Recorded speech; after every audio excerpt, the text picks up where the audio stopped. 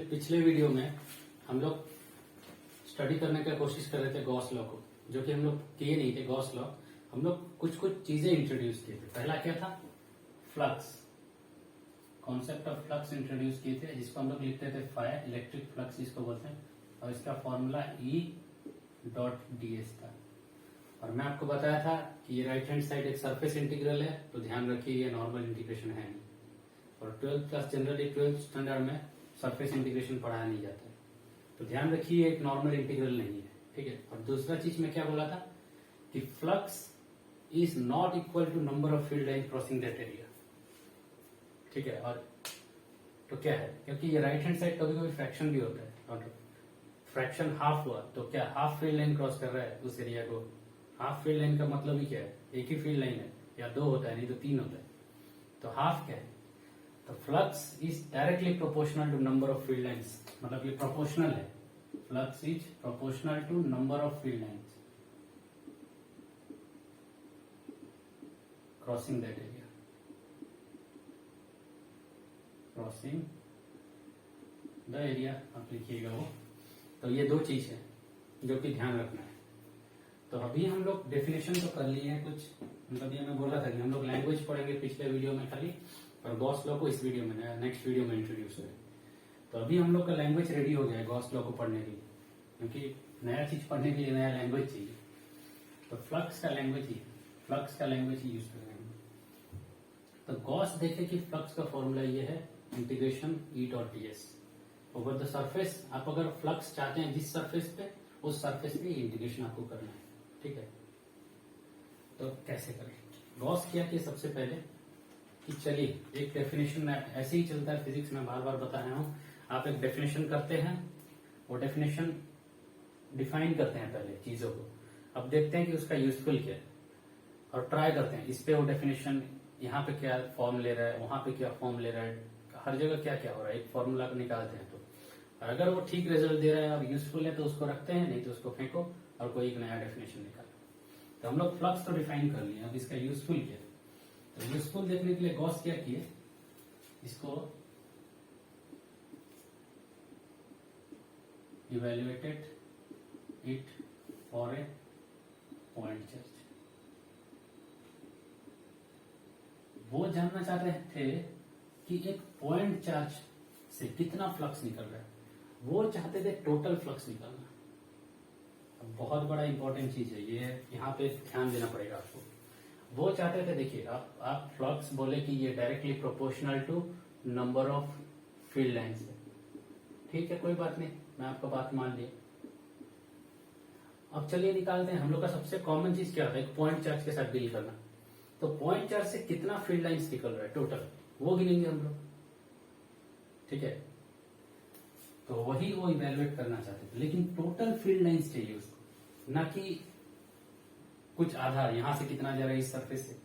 तो जब भी आपको एक टोटल फील्ड लाइन्स चाहिए, तो देखिए जैसे फॉर एग्जांपल हमेशा फ्लूइड्स का एग्जांपल लीजिए, कभी आप गलत नहीं होंगे। 12th स्टैंडर्ड में तो कहीं गलत नहीं होंगे फ्लूइड को। तो अगर ये एक सोर्स है, फ्लूइड का सोर्स है, ये मान लीजिए एक होल जैसा है जहां से फ्लूइड निकल रहा है, और उस फ्लूइड से कितना पानी जा रहा है, बह रहा है हर जगह, तो आपको क्या करना पड़ेगा, एक क्लोज सरफेस एरिया कंसीडर करना पड़ेगा। अगर यहाँ पे ऐसे होल जैसा था, आधा कर लिए, तो आपको पता नहीं चलेगा कितना पानी जा रहा है। एक क्लोज एरिया कंसीडर करेंगे और बोलेंगे इस एरिया से जितना पानी बह रहा है पर यूनिट टाइम, उतना ही पानी यहाँ से निकल रहा है। ऑब्वियस सा बात है, यहाँ से 1 यूनिट टाइम पे जितना पानी निकलेगा वो सब यहीं से बह जाएगा, ठीक है। तो आप क्या कंसीडर कर रहे हैं, एक क्लोज सरफेस। तो टोटल फ्लक्स निकालने के लिए हमेशा आपको एक क्लोज सरफेस कंसीडर करना पड़ेगा। तो गॉस इवेल्युएटेड, तो यहाँ इट की जगह क्या होगा, total flux, total flux for a point charge, मतलब total number of field lines कितना क्रॉस कर रहे हैं। देखिए मैं बोला हूं कि flux exactly equal to total number of field lines नहीं है, प्रोपोर्शनल है। लेकिन यहाँ प्रोपोर्शनलिटी कांस्टेंट मैटर नहीं करता है ज्यादा, इसीलिए हम लोग हमेशा बोलते हैं फ्लक्स मतलब नंबर ऑफ फील्ड लाइन्स, ठीक है। लेकिन आपको ध्यान रखना है हमेशा ये चीज। पिछले वीडियो में मैं इसे बताया हूं, तो मैं इस बार और नहीं बता रहा हूं। तो if you want total flux, phi total, sorry, that implies consider a closed surface. ये तो कॉमन सेंस का बात है। अगर क्लोज्ड नहीं करेंगे, यहां से अगर total number of field lines evaluate, ये क्यू चार्ज है, तो अगर ऐसे ऐसे इलेक्ट्रिक फील्ड जा रहा है, तो अगर आप एक टोटल क्लोज्ड सरफेस नहीं कंसीडर करेंगे, जो सरफेस कंसीडर किया मान लीजिए ऐसा यहाँ ओपन है, तो कुछ फील्ड लाइन यहाँ से लीक हो जाएगा और उसको आप नहीं कंसीडर कर सकते हैं, आप अकाउंट नहीं करेंगे अगर सरफेस क्लोज नहीं है, तो आपको ऑब्वियस सा बात है क्लोज्ड सरफेस कंसीडर करना पड़ेगा। लेकिन बड़ा बात है कि कौन सा सरफेस कंसीडर करें, इससे बड़ा क्वेश्चन ये है। देखिए ये सब बहुत छोटा छोटा आर्ग्यूमेंट्स है, लेकिन जो आपको बहुत हेल्पफुल करता है, हेल्प करेगा आगे जाके समझने में चीजों को, और बहुत सारा इम्प्लीकेशन है इसका, डीप और प्रोफाउंड इम्प्लीकेशन है। छोटा छोटा चीज गॉस लॉ में बहुत मैटर करता है, क्योंकि आप एक चीज को सिंप्लीफाई करना चाहते हैं, कूलम्स लॉ का इंटीग्रेशन आप नहीं कर सकते हैं, ये चीज को आप अप्रिशिएट कीजिए, तभी आपको गॉस लॉ का इंपॉर्टेंस पता चलेगा। लेकिन गॉस लॉ एक नया लैंग्वेज है, जो लैंग्वेज इलेक्ट्रिक फील्ड लाइन्स के ऊपर बेस्ड है, उसका ज्योमेट्री के ऊपर बेस्ड है। तो उस लैंग्वेज को समझने के लिए उसका हर एक छोटा छोटा चीज आपको समझना पड़ेगा, तभी जाके जो इंटीग्रेशन इतना कॉम्प्लिकेटेड है नहीं कर पा रहे थे कूलम्स लॉ में, वो यहाँ इजीली आप इवेलुएट कर लेंगे। तो कॉन्सेप्चुअली तो ये रिच होने वाला है। कैलकुलेशन देखिए, याद रखिए, जो चीज कैलकुलेशन सिंप्लीफाइड होता है वो कॉन्सेप्चुअली बहुत रिच होता है। जैसे कि फॉर एग्जाम्पल आपको एक क्वेश्चन दे रहे हैं, आप नॉर्मल वे में कर रहे हैं, तो उसको करने में एक पेज लगा, और कोई एक ऐसा छोटा सा कुछ ऐसे करके 2 लाइन में कर दिया। उसका करने का तरीका छोटा हो सकता है, लेकिन उसका जो कॉन्सेप्चुअल आर्ग्यूमेंट है जिससे वो सॉल्व किया है, वो आपसे बहुत बड़ा होगा। ठीक है, तो ये याद रखिए। तो आप एक बहुत बड़ा इंटीग्रेशन कूलम्स लॉ जिसमें जो इंटीग्रेशन आता है उसको आप सिंप्लीफाइड करना चाहते हैं, सिंप्लीफाई करना चाहते हैं, तो आपका कॉन्सेप्ट बहुत रिच होने वाला है, तो ये हमेशा ध्यान रखिए। तो गॉस ने अपना फ्लक्स का डेफिनेशन निकाले, और वो क्या किए, बोले कि चलिए ये फ्लक्स इवेल्युएट करते हैं एक पॉइंट चार्ज। हमसे हमेशा क्या करते हैं, एक डेफिनेशन निकाले और सबसे सिंप्लीफाइड केस जो है, सबसे सिंपल केस जो है, हम लोग का सबसे सिंपल केस क्या है, पॉइंट चार्ज। उसके लिए वो डेफिनेशन यूज करके इवेल्युएट करके देखते हैं क्या कुछ इंटरेस्टिंग मिलता है कि नहीं, वही कर रहे हैं गॉस। तो वो टोटल फ्लक्स इवेल्युएट करना चाहते थे। क्यों आधा टूटा क्यों करें, एक पॉइंट चार्ज है, हम लोग इसे टोटल फ्लक्स इवेल्युएट करना चाहेंगे, तो एक क्लोज सरफेस लेना पड़ेगा, ये ऑब्वियस बात है। लेकिन अब सबसे बड़ा चीज है कि कौन सा क्लोज सरफेस चूज करें। कोई सरफेस गॉड गिवन नहीं है, इंटीग्रेशन में आपको कोई नहीं बताया कि कौन सा सरफेस चूज करना है। ठीक है, कहीं ये आपको पता है, ये इंटीग्रेशन करना है, जिस एरिया सरफेस पे आप फ्लक्स निकाल रहे हैं उस पर इंटीग्रेट कीजिए, लेकिन कौन सा सरफेस ये कुछ नहीं बता रहा है। तो सरफेस तो आप ही को चूज करना है, और ये इंटीग्रेशन कितना डिफिकल्ट होगा डिपेंड करता है आप सरफेस कौन सा चूज कर रहे हैं। मतलब जब आप टोटल फ्लक्स निकाल रहे हैं, तो टोटल फ्लक्स क्या होगा, तो क्लोज सरफेस अगर आप मान लीजिए कुछ भी कर रहे हैं, तो टोटल फ्लक्स क्या होगा, is equal to integration of E dot ds। लेकिन ये integration over a closed surface है, और क्लोज्ड सरफेस को हम लोग सिंबल देते हैं ये। देखिए यहाँ पे सरफेस क्लोज नहीं है, अगर आपका इलेक्ट्रिक फील्ड ऐसे जा रहा है, यहाँ पे ऐसे मान लीजिए ऐसे है इलेक्ट्रिक फील्ड, तो कोई आपको बोलेगा कि यहाँ पे ऐसे सरफेस दे दिया, कोई क्लोज नहीं है। क्लोज मतलब जो जहां से अंदर एक वॉल्यूम इंक्लूज करता है, जहां से आप बाहर नहीं निकल सकते बिना सरफेस को पेनिट्रेट किए, तभी वो क्लोज है। तो अगर इस साइड आप हैं, तो उस साइड आपको जाना है तो ऐसे घूम के चले जाइए, तो ये क्लोज नहीं है, रास्ता है निकलने के लिए। अगर एक स्पीयर आपको दे रहा हूँ या कुछ बॉक्स जैसा दे रहा हूँ, तो यहाँ अंदर आप रहेंगे तो बिना ये सरफेस को पेनिट्रेट के बाहर नहीं जा सकते, तो ये क्लोज सरफेस है। ध्यान रखिए, ओपन सरफेस है, इसको बोलते हैं ओपन सरफेस। अगर आप ओपन सरफेस कंसीडर कर रहे हैं, इस पे कितना फ्लक्स जा रहा है, तो ये फॉर्मूला यूज कीजिए, इस सरफेस के ऊपर इंटीग्रेट कर दीजिए, आपको पता चलेगा कि इस सरफेस के थ्रू कितना इलेक्ट्रिक फील्ड जा रहा है। लेकिन हमको चाहिए total electric field from a surface, तो ये सरफेस क्लोज्ड होना चाहिए। अब कौन सा चूज करें, तो क्लोज्ड सरफेस के लिए हम लोग सिंबल ये देते हैं, ओपन सरफेस का कोई सिंबल नहीं। ठीक है, लेकिन सबसे बड़ा चीज कौन सा है, तो यहां आपको हेल्प करेगा सिमेट्री। बिना सिमेट्री का इलेक्ट्रोडायनेमिक्स में एक स्टेप भी जाना मुश्किल है, ये याद रखिए। भले ही आपको पता नहीं चलता है आप यूज कर रहे हैं बोल के उसको, लेकिन करते हैं आप। तो एक पॉइंट चार्ज का फील्ड इवेल्युएट कर रहे हैं आप, और पॉइंट चार्ज का फील्ड कैसे होता है आपको पता है, अगर पॉजिटिव चार्ज है कैसे होता है, मतलब इस टाइप का होता है। ये रोटेशनल इनवेरिएंट होता है। मतलब क्या है, ये फील्ड को मैं अगर आपको मैं सिमेट्री का मतलब ये है, मैं अगर सिस्टम पे कुछ चेंजेस कर रहा हूं, करने से पहले जैसा दिख रहा है करने के बाद भी वही दिख रहा है, उसको बोलते हैं सिमेट्री।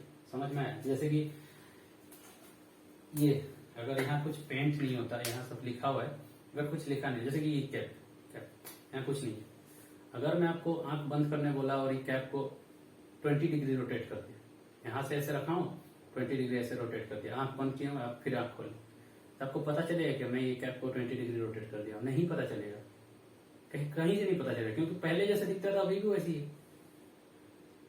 तो पहले जो फिजिक्स था इस कैप का अभी भी वही फिजिक्स है, इसको सिमेट्री बोलते हैं हम लोग, क्योंकि कुछ फर्क नहीं पड़ा है। तो फिजिक्स में भी कुछ फर्क नहीं पड़ना चाहिए। तो ये क्या है, ये पॉइंट चार्ज क्यों है, मैं क्या क्या पॉइंट चार्ज को रोटेट कर दिया, कैसे भी रोटेट कीजिए आप, ऐसे रोटेट कीजिए, वैसे रोटेट, जैसे रोटेट कीजिए, ये फील्ड नहीं चेंज होने वाला है।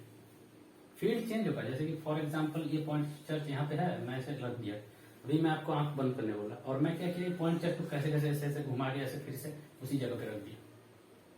अब जब आंख खोलेंगे आपको कुछ भी पता नहीं चलेगा, ना ही पॉइंट चार्ज तो कुछ रोटेशन का मतलब नहीं होता, मैं फिर भी बता रहा हूँ।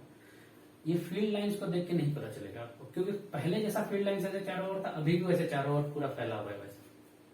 अगर ये जगह पे अगर एक सिलेंडर होता, मतलब मान लीजिए सिलेंडर होता और सिलेंडर का फील्ड लाइंस ऐसे होता है, इन्फिनाइट सिलेंडर मान लीजिए ऐसे ऐसे होता है, मैं अगर ये सिलेंडर को ऐसे सुता दे रहा हूँ, मतलब ऐसे ऐसे रख दे रहा हूँ, तो आपको पता चल जाएगा ये डिफरेंट दिख रहा है। इनफैक्ट इलेक्ट्रिक फील्ड भी इसका डिफरेंट हो जाएगा, ऐसे ऐसे हो जाएगा।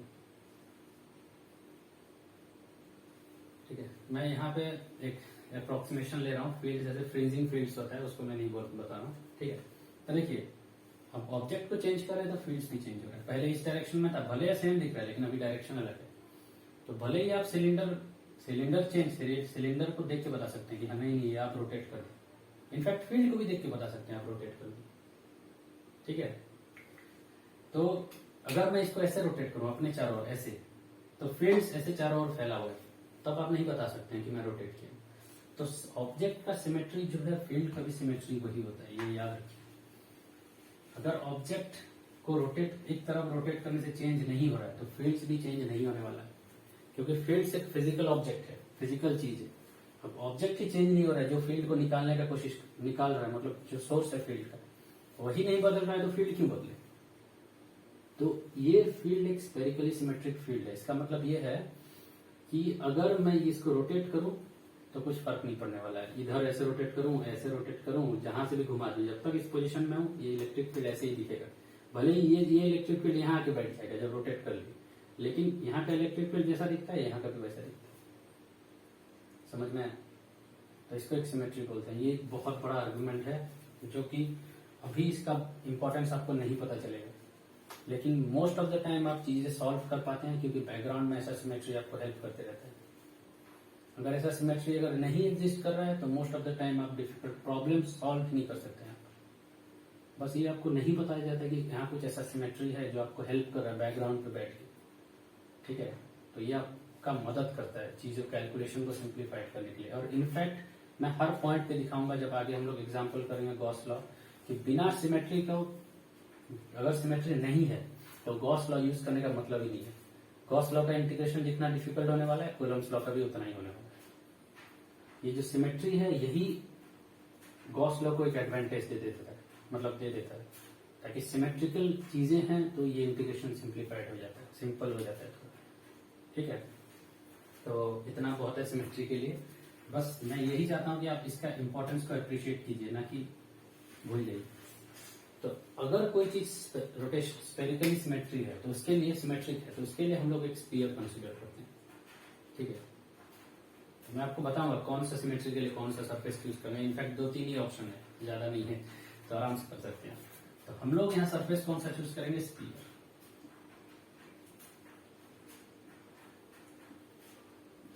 स्फीयर या स्फेरिकल सरफेस, इसलिए चूज कर रहे हैं, स्फेरिकल सरफेस चूज करेंगे तो ये इंटीग्रेशन इजी होगा।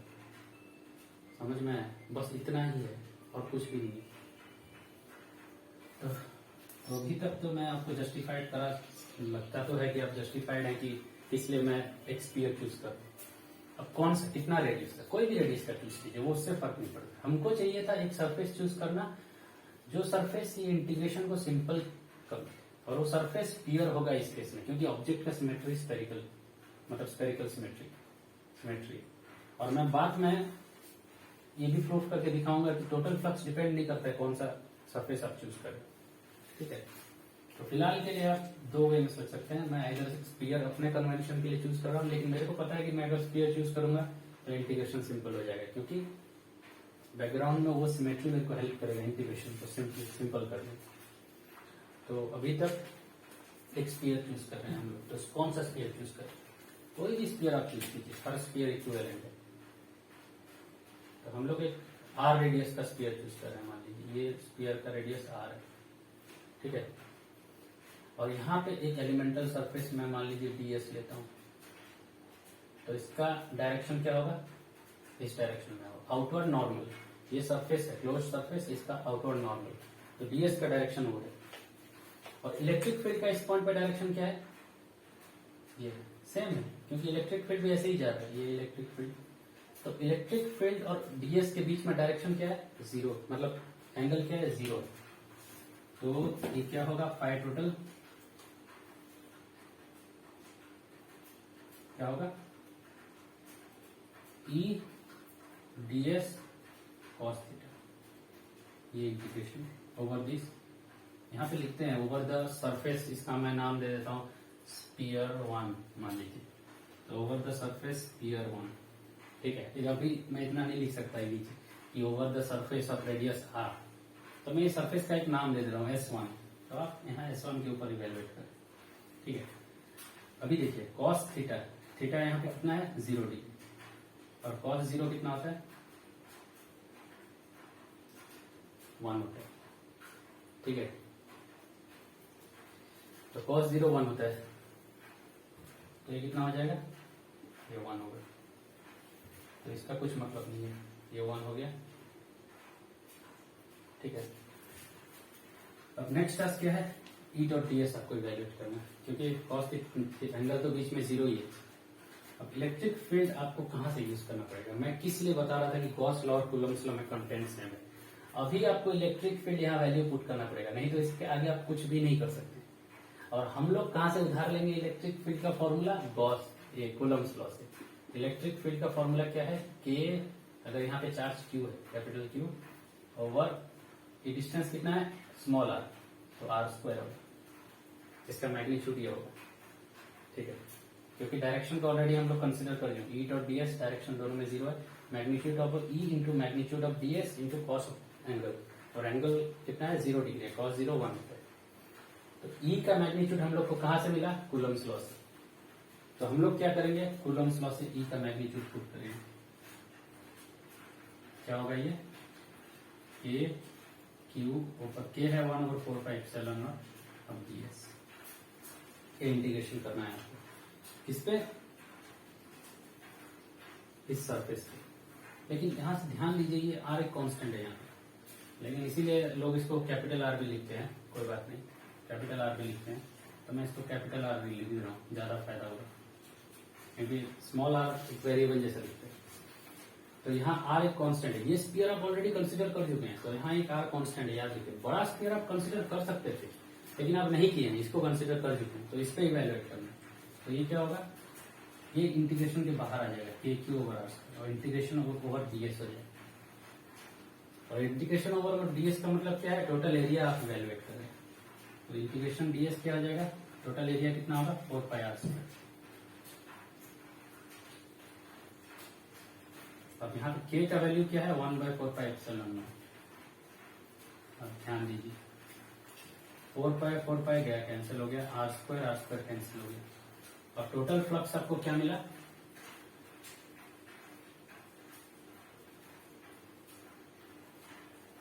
Q/ε। अब ये रिजल्ट बहुत सरप्राइजिंग है, मतलब फर्स्ट लुक पे है, लेकिन नहीं ये भी है।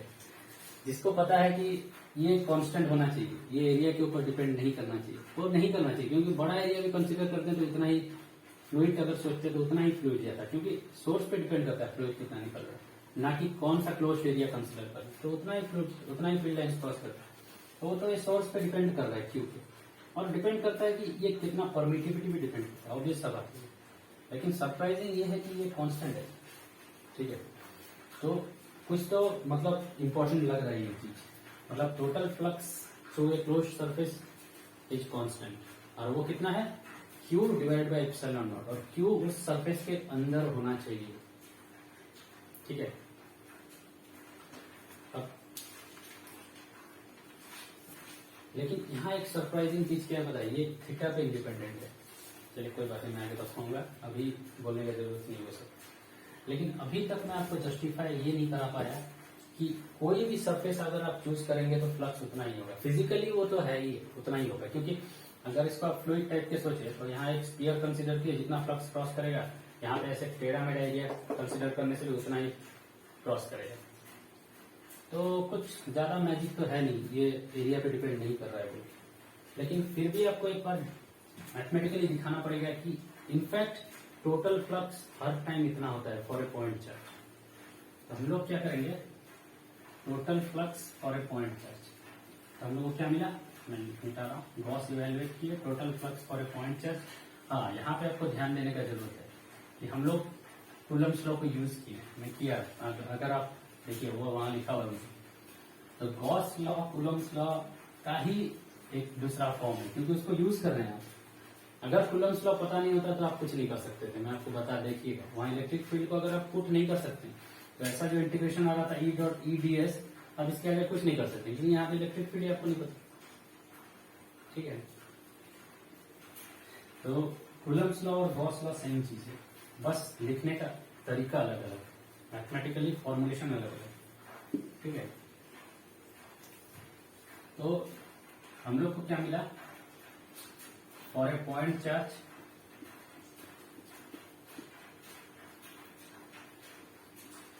Phi total is equal to Q divide by epsilon.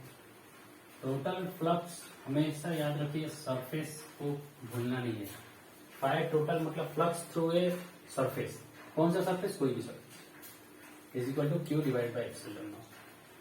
अब ये प्रूफ आपको करवाना है मेरे को कि टोटल फ्लक्स इनफैक्ट इंडिपेंडेंट होता है, सरफेस के ऊपर डिपेंड नहीं करता है।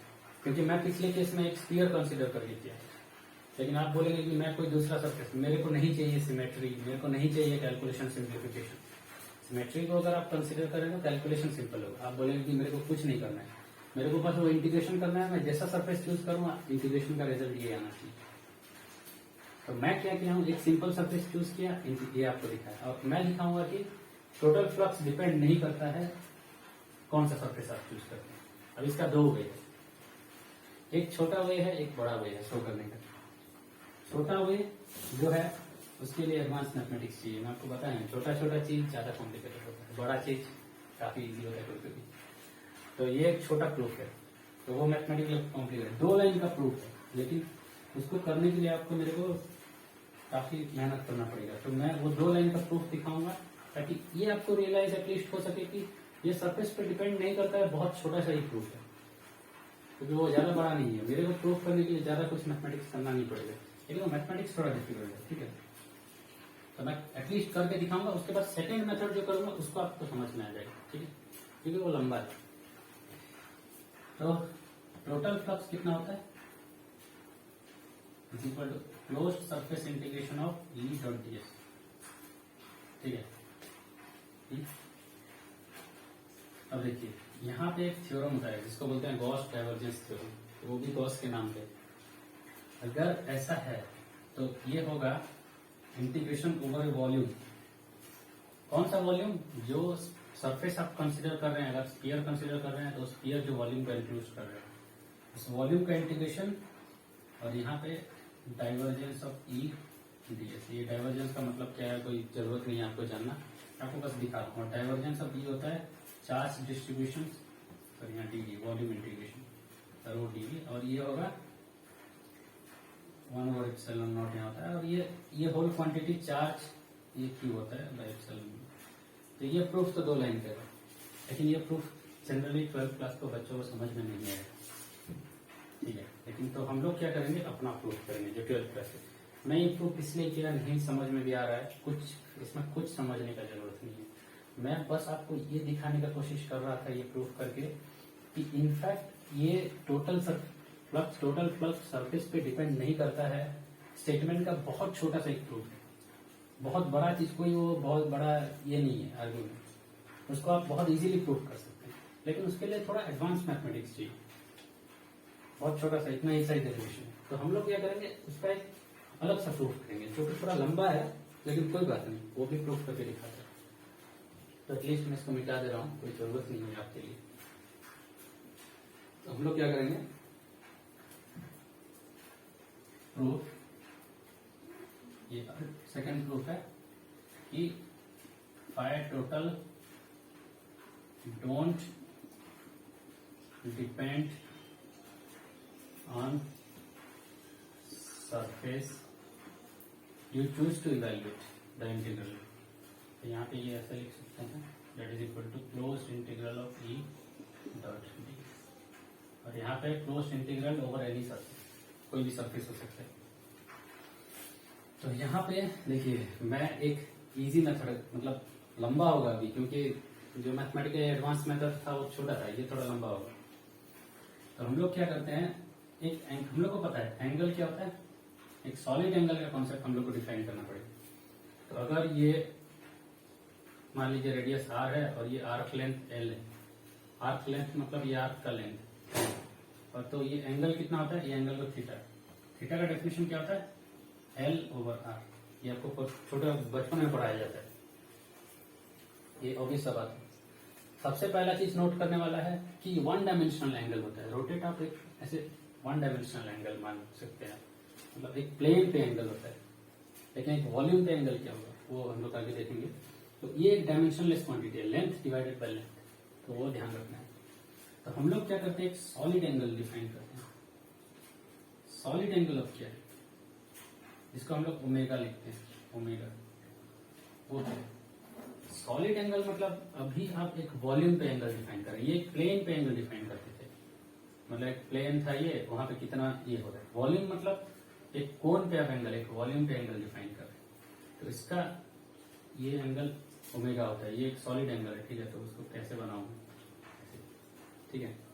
तो ये एरिया मान लीजिए एस है, तो यहाँ पे लेंथ आता था, तो यहाँ एरिया आ रहा है, मतलब वो एंगल एक लेंथ को मतलब दे रहा है, तो यहाँ एरिया दे रहा है, तो न्यूमरेटर में तो एरिया रहेगा, और ये रेडियस ये मान लीजिए आर, लेकिन डिनोमिनेटर में क्या रहेगा, आर रख सकते हैं, लेकिन एंगल सब डायमेंशन लेस होता है, तो इस डिनोमिनेटर में क्या रखना है, आर स्क्वायर रखना है, और इसको बोलते हैं हम लोग solid angle, area divide by R square, ठीक है।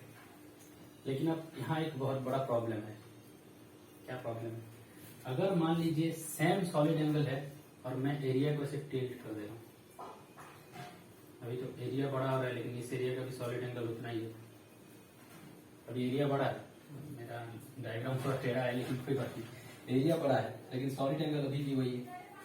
तो हम लोग क्या करते हैं, इस एरिया का परपेंडिकुलर एरिया कंसिडर करते हैं और उसी को हम लोग सॉलिड एंगल इवैल्यूएशन करते हैं। तो ये बेटर एस परपेंडिकुलर होना चाहिए, किसके साथ परपेंडिकुलर, रेडियस के साथ परपेंडिकुलर, ये सब छोटा छोटा है, ठीक है, तो वो ध्यान रखना है। तो यहाँ परपेंडिकुलर साइन मतलब परपेंडिकुलर एरिया, और इनफैक्ट आप एस परपेंडिकुलर को एस कॉस थीटा लिख सकते हैं। ये अगर एंगल दोनों के बीच थीटा है तो ये क्या होगा, कॉस थीटा कॉम्पोनेंट, तो ये आपका सॉलिड एंगल है, ठीक है। इतना अगर आप समझ गए हैं तो प्रूफ उतना मुश्किल नहीं है। तो अभी क्या करना है, प्रूफ करना है। चलिए, तो मेरे को मिटाना पड़ेगा सॉलिड एंगल का डेफिनेशन, यहाँ पे मैं कर रहा हूँ। सॉलिड एंगल का डेफिनेशन आपको मिल गया, S cos theta divide by R square. चलिए, अभी हम लोग करते हैं प्रूफ। ये डायग्राम अगर समझ गए तो प्रूफ आप समझ गए, ठीक है। तो अब चलिए, मेरे को काफी चीज मिटाना पड़ेगा तो मैं ट्राई करता हूँ थोड़ा कम जगह पे करने। मान लीजिए एक सॉलिड एंगल आप कंसीडर कर रहे हैं और एक स्फीयर अगर आप कंसीडर कर रहे हैं तो उसका सरफेस एलिमेंट ऐसा होगा, और आप कुछ दूसरा टाइप का एरिया कंसीडर कर रहे हैं, मान लीजिए उसका सरफेस एरिया एलिमेंट ऐसा होने वाला है, मतलब ये एक पॉइंट चार्ज क्यू है, ठीक है, ये एक पॉइंट चार्ज क्यू है। यहाँ पे आप जब ये इसको इवेल्युएट करेंगे, एरिया कंसीडर करें, तो ये पूरा भरा हुआ, लेकिन मैं एक सॉलिड एंगल पे देख रहा हूँ, तो सॉलिड एंगल ओमेगा है, ठीक है। छोटा सा पार्ट को कंसिडर करूंगा, मेरे को ये डीएस पे फर्क पड़ता है, बाकी ज्यादा फर्क नहीं पड़ता है। तो मैं दो टाइप का सरफेस एरिया कंसिडर किया हूँ, एक स्पीयर का जिसका सरफेस एरिया ये एलिमेंटल एरिया ऐसा होगा, और एक चपटा सा सरफेस, मान लीजिए ऐसा ऐसा ऐसा ऐसा, तो इसका एलिमेंटल एरिया क्या होगा, ये होगा। तो ये थोड़ा बड़ा है मान लीजिए, तो इसका एलिमेंटल एरिया ये, ठीक। तो अभी क्या होगा, तो देखिए ये मान लीजिए डिस्टेंस, देखिए यहाँ काफी चीज है, तो ये एरिया का डायरेक्शन A1 है, ये A1 है। यहाँ पे इलेक्ट्रिक फील्ड क्या होगा, क्यू चार्ज के लिए इलेक्ट्रिक फील्ड का डायरेक्शन ये E1 है, ठीक है।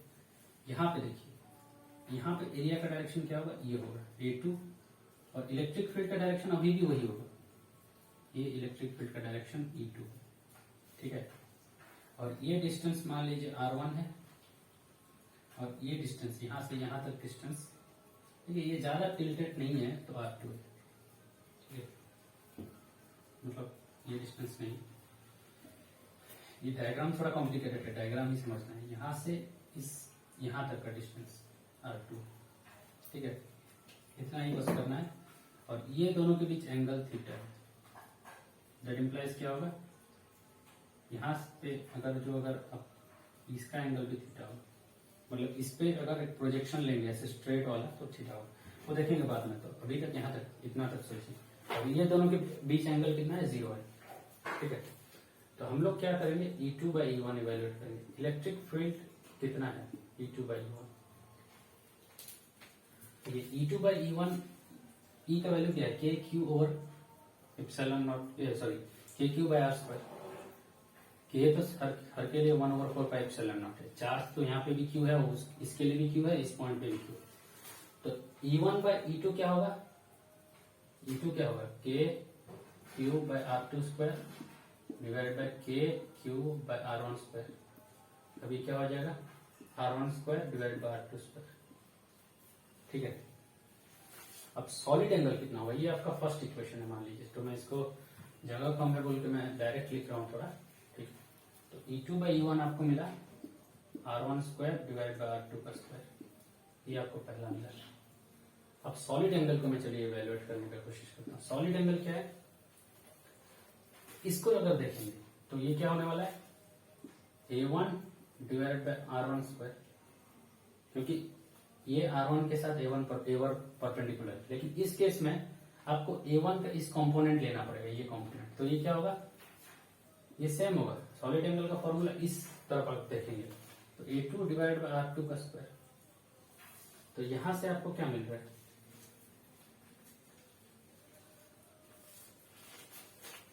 चलिए इतना लिखते हैं। अभी यहां से R1² बाय R2² क्या होगा, यहाँ एक्चुअली चलिए मैं यही करने का कोशिश करता हूँ। E2 divide by E1, E2 divide by E1 क्या होगा, चलिए पहले फ्लक्स φ2 डिवाइड बाय φ1 करते हैं, ठीक है। φ2 डिवाइड बाय φ1 क्या होगा, E2 into A2, E2 into A2, और एंगल कितना है cos theta, divided by E1 into A1। ये थोड़ा मुश्किल होने वाला है डेरिवेशन, क्योंकि मैं कुछ अल्टरनेट वे में कर रहा हूँ, ये मैथमेटिक्स ज्यादा रिच नहीं है, बस बहुत कंफ्यूजिंग है। अब E2/E1 क्या है, देखिए E2/E1 वो है R1² बाय R2², ठीक है। अब यहाँ पे बचा A2 cos theta divided by A1, sir यहाँ पे A2 cos थीटा होगा, मैं भूल गया। A2 cos theta divided by A1 कितना होगा, R2² बाय R1²।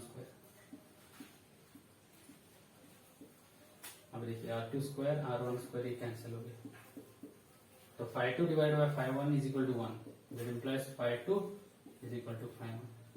मतलब जब तक आपका सॉलिड एंगल कांस्टेंट है, जब तक आप एक सेम सॉलिड एंगल पे कंसीडर कर रहे हैं, डिपेंड करता नहीं कि कैसा आप सरफेस चूज कर रहे हैं। ये डेरिवेशन पे ज्यादा नहीं फोकस करना है, क्योंकि ये इंपॉर्टेंट नहीं है। इंपॉर्टेंट ये बात है, जब तक आपका सॉलिड एंगल कांस्टेंट है तब तक मैटर नहीं करता आप कैसा ओरिएंटेशन में आप सरफेस चूज करें, ठीक है। इलेक्ट्रिक फ्लक्स सेम होने वाला है, लेकिन total flux, total solid angle कितना होता है? आप कोई भी क्लोज्ड सरफेस ले लीजिए, ओमेगा टोटल होता है 4 पाई, ये एक फैक्ट है। आप कैसा भी क्लोज्ड सरफेस चूज कीजिए, जब टोटल सॉलिड एंगल कांस्टेंट है, जब यहाँ पे सॉलिड एंगल कांस्टेंट चूज कर रहा था, कैसा सरफेस भी चूज कर रहा हूं, फ्लक्स से निकल रहा है, तो टोटल सॉलिड एंगल तो एक कांस्टेंट ही है। तब कैसा भी सरफेस चूज करो, फ्लक्स चेंज, फ्लक्स तो उतना ही होगा, ठीक है। तो ये था उसका प्रूफ। तो हम लोग का फाइनल पॉइंट करके क्या पहुंचे, ये हम लोग को, आपको क्या याद रखना, ये प्रूफ इंपॉर्टेंट नहीं है, बार बार बता रहा हूँ, क्योंकि जब आप फ्यूचर में आगे जाके पढ़ेंगे तो इतना लंबा इसका प्रूफ पढ़ेंगे नहीं, वो पहला वाला प्रूफ पढ़ेंगे, वो जो 3 लाइन का है, और वो ये सब चीज को 3 लाइन में ही खत्म कर देता है। ये सब फिजिक्स उसमें ऑलरेडी बरीड है, वो छोटा सा डेरिवेशन पिछले वाला में, तो वो ये करते हैं। तो आपको मिला फ्लक्स, ये आपको याद रखना है, total flux is equal to Q divided by epsilon naught, that is equal to E dot D S. और इसको आप दूसरे वे में लिख सकते हैं, और ये गॉस लॉ है, any closed surface total flux phi is equal to charge enclosed divided by epsilon naught. अगर फ्री स्पेस में है, दूसरा स्पेस में है, तो ये एप्सिलॉन नॉट चेंज होने वाला है, तो वो बाद में देखेंगे। तो ये क्या हो जाएगा मैथमेटिकली, टोटल फ्लक्स क्या होता है, E dot D S is equal to Q enclosed divided by epsilon naught. ये आपका है गॉस लॉ, ये गॉस लॉ है।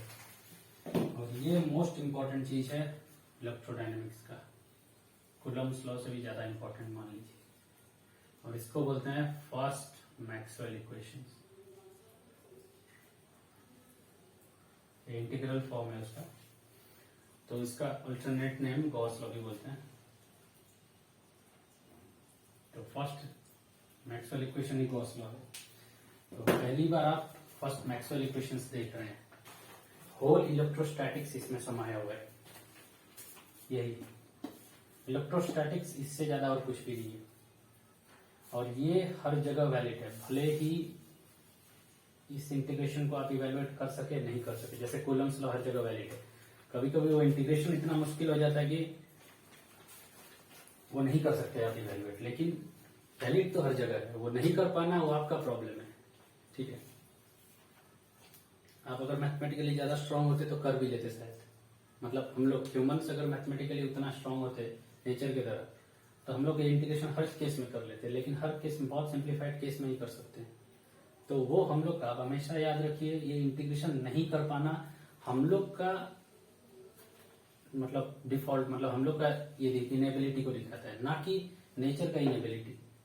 नेचर का एबिलिटी इतना है कि वो 10⁻⁹ सेकेंड, इतना नैनो सेकेंड्स में ये इंटीग्रेशन को इवेलुएट कर पाता है। मतलब आप वंस, मैं आपको बताया हूँ, ये चीज आपको अप्रिशिएट करना चाहिए।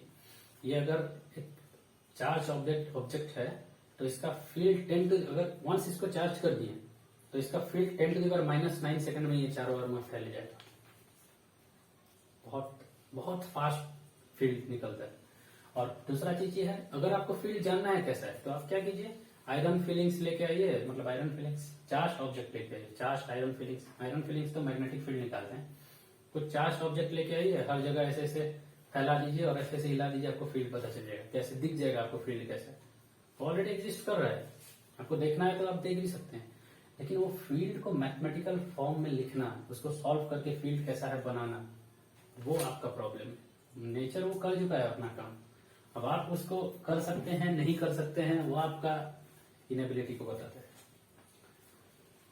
तो हमेशा याद रखिए, ये गॉस लॉ है इंटीग्रल फॉर्म में, और ये मोस्ट यूजफुल चीज है इलेक्ट्रोस्टैटिक्स का। होल इलेक्ट्रोस्टैटिक्स का सबसे इंपॉर्टेंट चीज यही है, इनफैक्ट कूलम्ब्स लॉ से भी आगे ही है। ये कूलम्ब्स लॉ ही है, आप बोल सकते हैं ये कूलम्ब्स लॉ ही है, और कुछ ज्यादा बड़ा चीज नहीं है। लेकिन ये फॉर्म में ये ज्यादा यूज होता है, इसीलिए इसको फर्स्ट मैक्सवेल इक्वेशन बोलते हैं, ना कि कूलम्स लॉ को फर्स्ट मैक्सवेल इक्वेशन बोलते हैं। और मैक्सवेल इक्वेशन 4 है, टोटल 4 मैक्सवेल इक्वेशन। होल इलेक्ट्रोडायनेमिक्स, जो भी इलेक्ट्रॉनिक फिनोमिना आपके चारों ओर दिख रहा है, उसी 4 मैक्सवेल इक्वेशन में बरीड है। हर चीज यहां से लेके कुछ भी चीज आपका इलेक्ट्रिकल सर्किट, मतलब उसमें कुछ सैटेलाइट नहीं है, लेकिन मोस्ट ऑफ द टाइम हर जगह आपके चारों ओर जो भी दिख रहा है वो सब इसी चारों मैक्सवेल इक्वेशन का देन है। तो ये सबसे पहला मैक्सवेल इक्वेशन है, और 3 है जो कि आगे आगे हम लोग पढ़ेंगे। तो ये अब याद रखिए, ये best method to find if you got asymmetry. ठीक है, अगर आपके पास एक सिमेट्री है तो बाय फार ऐसा कोई मेथड ही नहीं है जो इसको बीट कर सके। 3-4 लाइन में आप इवेल्युएट कर देंगे इलेक्ट्रिक फील्ड, जो कि कूलम्स लॉ इंटीग्रेशन करते करते आपका बोर्ड भर जाएगा। ठीक है, तो ये 3 लाइन में 4 लाइन में आपको इलेक्ट्रिक फील्ड दे देगा। तो बाय फार आज तक जितना भी मेथड, और सारा मेथड है, मेथड ऑफ इमेजेस बोलते हैं, क्या क्या फ्यूचर में एडवांस में आप पढ़ेंगे इलेक्ट्रिक फील्ड इवेल्युएट करने का, वो सारा का सारा इसके सामने कुछ नहीं है। अगर सिमेट्री है, वहां पे कुछ सिमेट्री ऑलरेडी एग्जिबिट कर रहा है, मतलब वो ऑब्जेक्ट सिमेट्रिकल है किसी भी एंगल से, तो ये बेस्ट, ये आपको झट से कैलकुलेशन करके दे देगा। और सबसे बड़ा चीज है कि ये होल इलेक्ट्रोडायनेमिक्स में होल्ड करता है। इसका मतलब क्या है, कूलम्स लॉ तभी होल्ड करता है जब चार्ज खुद मूव नहीं कर रहा होगा, सोर्स चार्ज। ठीक है, क्योंकि वो फोर्स के लैंग्वेज पे बेस्ट है। ठीक है, फोर्स डिपेंड करता है, फोर्स देखिए, मान लीजिए मैं अगर, ये आपको ये भी अप्रिशिएट करना पड़ेगा आपको ये चीज, फोर्स अगर मैं आपके ऊपर पूछा तो 2 टाइप का आपके ऊपर फोर्स है। पहला चीज ग्रेविटेशनल, आप अगर बैठे हुए हैं तो ग्रेविटेशनल फोर्स है, अगर आपको कोई पुश कर रहा है तो इलेक्ट्रिक फोर्स है। लेकिन मेरे को चाहिए ग्रेविटेशनल फोर्स के बारे में पढ़ना, लेकिन जब भी मैं आपके ऊपर फोर्स है फिजिकल टू एम यूज करूंगा, उसमें ऑलरेडी वो, मैं अगर कोई आदमी अगर आपको पुश कर रहा है वो भी फोर्स आएगा, क्योंकि टोटल फोर्स आपके ऊपर दोनों मिला के। लेकिन मैं अगर फील्ड को स्टडी कर रहा हूँ तो आपके ऊपर उसका, जो आदमी आपको पुश कर रहा है उसका कोई फील्ड ही नहीं। एक्सप्लिसिटली मैं ग्रेविटेशनल फील्ड का इफेक्ट पढ़ सकता हूँ। फोर्स पढ़ूंगा तो दोनों को मेरे को मिलाना पड़ेगा, समझ में आया। तो न्यूटोनियन में, सॉरी, कूलम्स लॉ फोर्स पे बेस्ड, फोर्स जो कि आपके ऊपर, जब आप सोर्स चार्ज मूव करें तो आपके ऊपर मैग्नेटिक फोर्स भी पड़ेगा, लेकिन मैग्नेटिक फोर्स का एक्सप्रेशन कूलम्स लॉ देता ही नहीं है।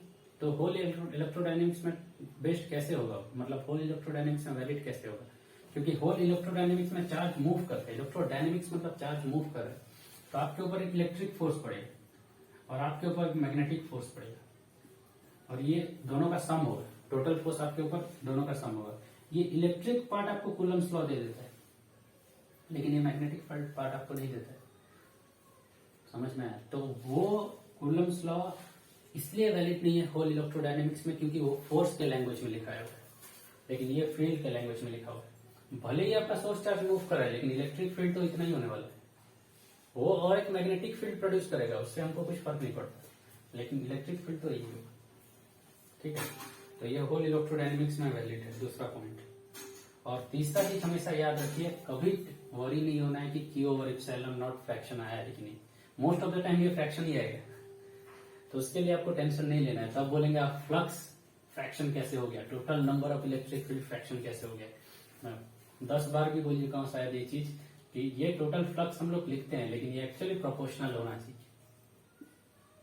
ठीक है, तो टोटल फ्लक्स ये नहीं है, ये प्रोपोर्शनल है, लेकिन कोई बात नहीं, क्योंकि टोटल फ्लक्स तो हमेशा इन्फिनाइट होगा।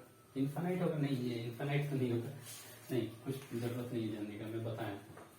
लेकिन ये ध्यान रखिए कि फ्रैक्शन नहीं होना चाहिए, फ्रैक्शन होगा तो भी कोई फर्क नहीं पड़ता। टोटल फ्लक्स फ्रैक्शन का मतलब ये नहीं है कि number of field line crossing that surface area is fraction, crossing the total surface area is fraction.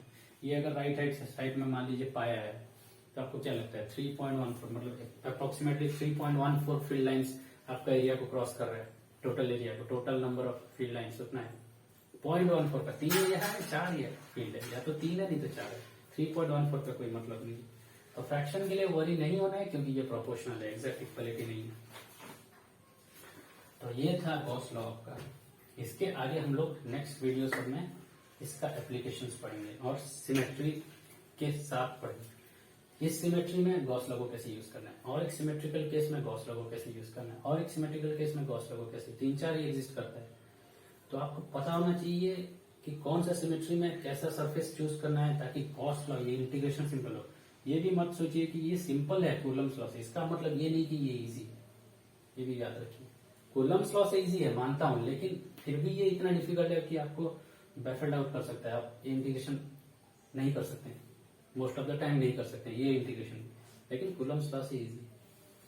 तो ये चीज आप अप्रिशिएट कीजिए और इसके आगे हम लोग इसको यूज करना सीखेंगे और देखेंगे कैसे इसको यूज किया जाता है। ठीक है, तो आज के लिए इतना ही बस।